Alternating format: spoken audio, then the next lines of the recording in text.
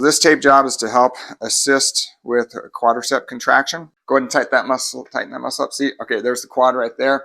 This right here is your VMO, all right? Your vastus lateralis right here. Here's your intermedius.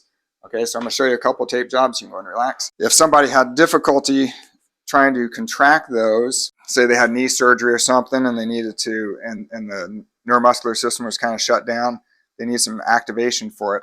So to activate a muscle, you always apply the tape proximally to distally, okay? So from origin to insertion, and then it pulls it towards the origin, and you want to put it on at about 25% tension.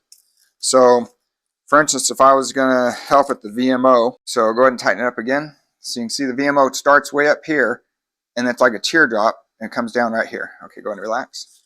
And so I'm going to put it up here at the origin. And you want to put it on with the knee that's slightly bent, okay? So we'll hold it about right there.